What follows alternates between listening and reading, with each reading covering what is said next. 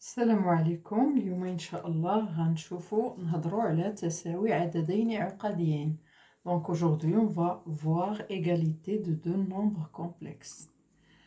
Alors on a comme d'habitude je vais expliquer d'abord en arabe, après j'expliquerai en français. اذا اليوم غنهضروا على تساوي عددين عقديين. عندنا هذه الخاصيه ليكن زد يساوي a plus b في i مع أ بي تنتمي لأخ اثنان، و زد بريم إيكال تتساوي أ بريم زائد بي بريم إي مع أ بريم بي بريم تنتمي لأخ اثنان. هادو جوج ديال الأعداد عقدية. الخاصية اش تقول؟ كتقولك بأن زد تتساوي زد بريم تكافئ أ كتساوي أ بريم، يعني هذاك الجزء الحقيقي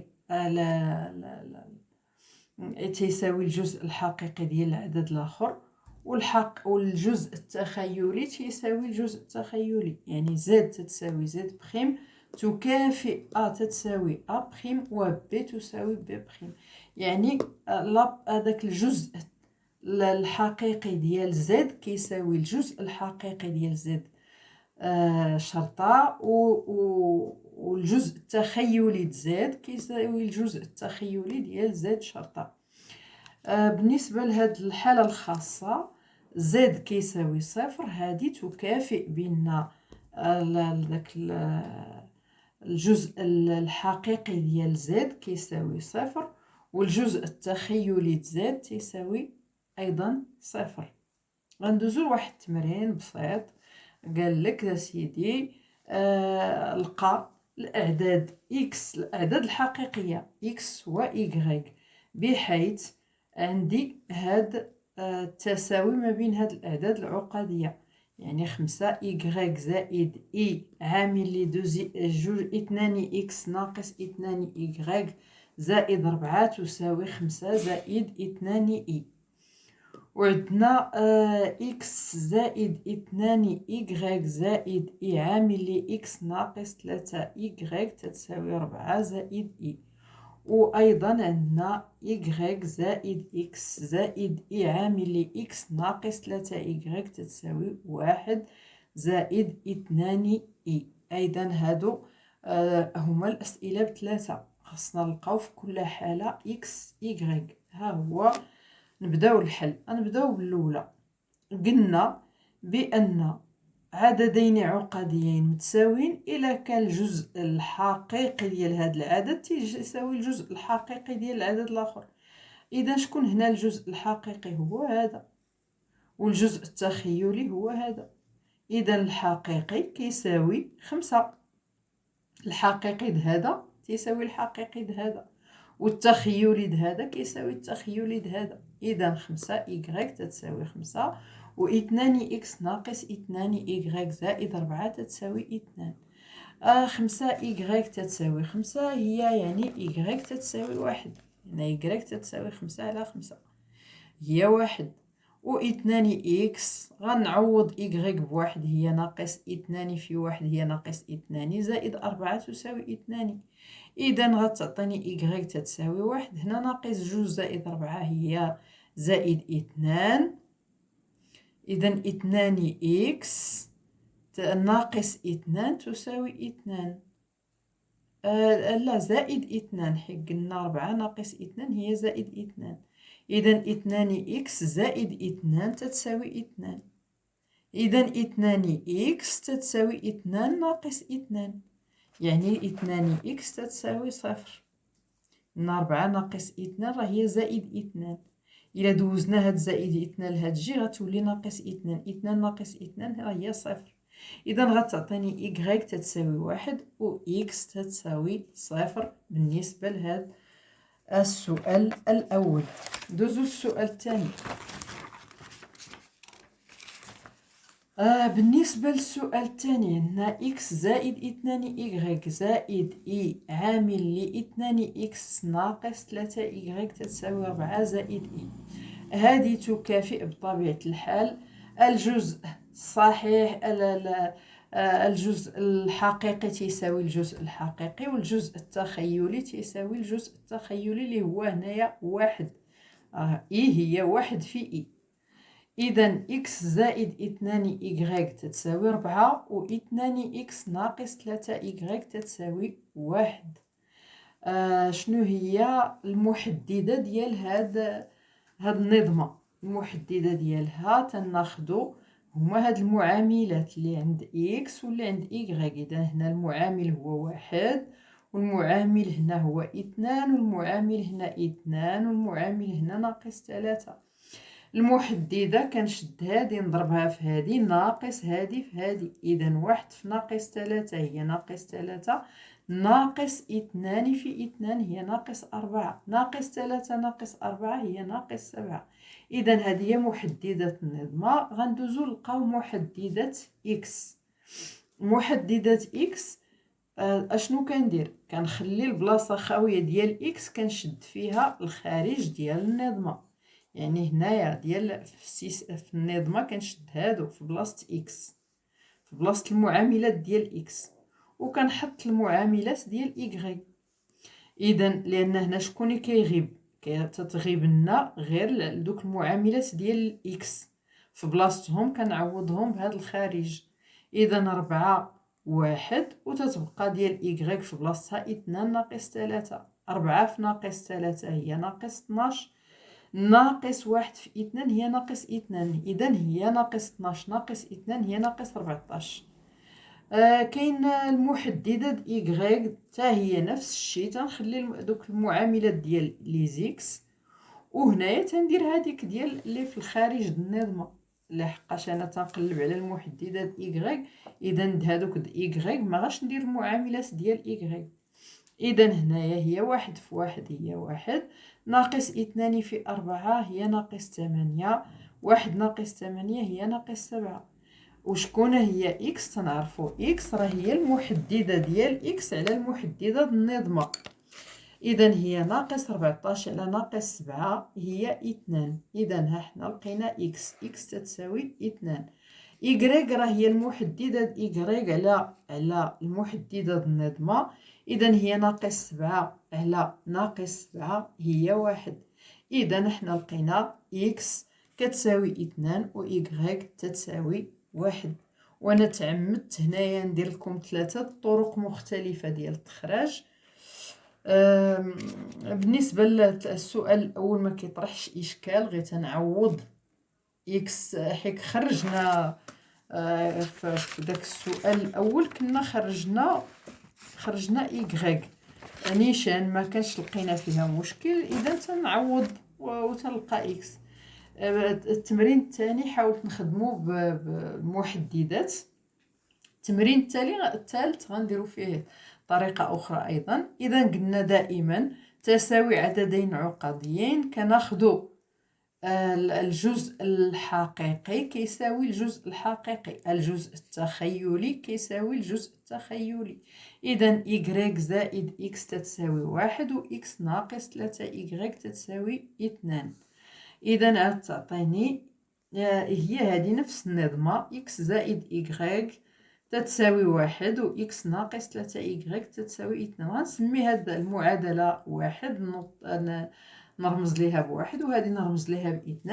إلا لاحظتي ودرنا 1 ناقص 2 اش كتعطيني؟ إكس ناقص إكس مشات، غتبقى ليا إيكغيك ناقص 3 إيكغيك اللي هي 4 إيكغيك، غتعطيني 1 ناقص 2. 1 ناقص 2 هي ناقص 1.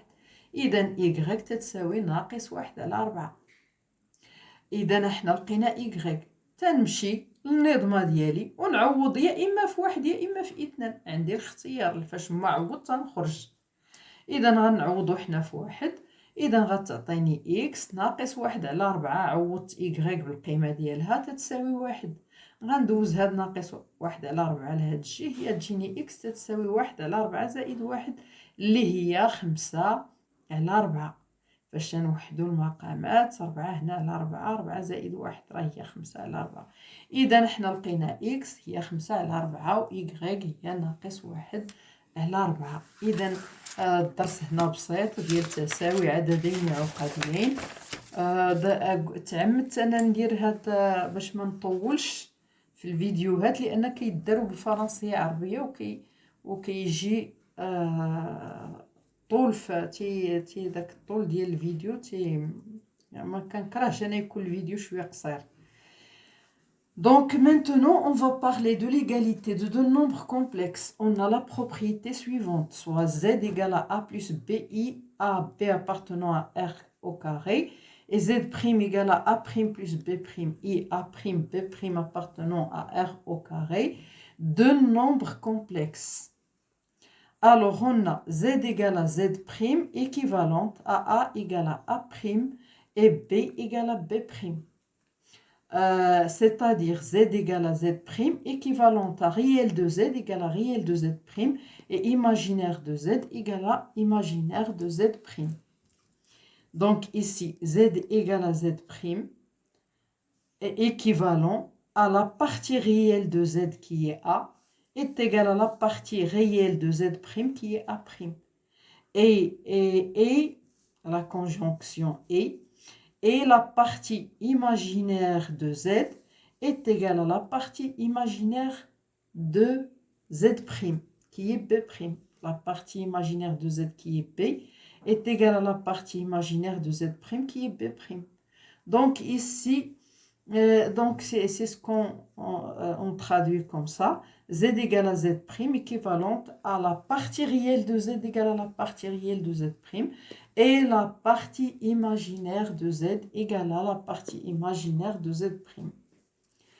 Voilà un cas particulier, z égale à 0 équivalent à réel de z égale à 0 et imaginaire de z égale à 0.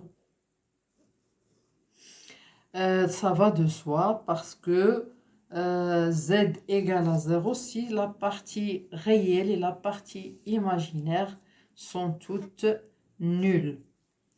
On a un petit exercice, déterminer le nombre réel x, y tel que, premièrement, 5y plus i facteur de 2x moins 2y plus 4 égale à 5 plus 2i. Deuxièmement, x plus 2y plus i facteur de x moins 3y égale à 4 plus i. Troisièmement, y plus x plus i facteur de x moins 3y égale à 1 plus 2i. Alors, on applique directement la propriété. On a donc la solution suivante. Alors, 5y plus i 2 fois 2x plus moins 2y plus 4 égale à 5 plus 2i. On applique la propriété, donc la partie réelle est égale à la partie réelle. Et la partie imaginaire est égale à la partie imaginaire. Donc 5y égale à 5. Et 2x moins 2y plus 4 égale à 2. Là, ça donne y égale à 1. Et là, ça donne 2x moins 2y, attention, ici 2y plus 4 égale à 2. Voilà, donc y égale à 1. Ici, on a y égale à 1. Ici, je remplace y par sa valeur par 1. Donc, ça va donner 2x moins 2 fois 1 plus 4 égale à 2. 2x moins 2 plus 4, ça donne plus 2. Donc, je fais passer le plus 2 ici. Donc, ça fait 2 moins 2, ça fait 0. Donc, 2x égale à 0, ce qui donne x égale à 0. Donc, pour le premier cas, x égale à 0 et y égale à 1. On passe à la deuxième question.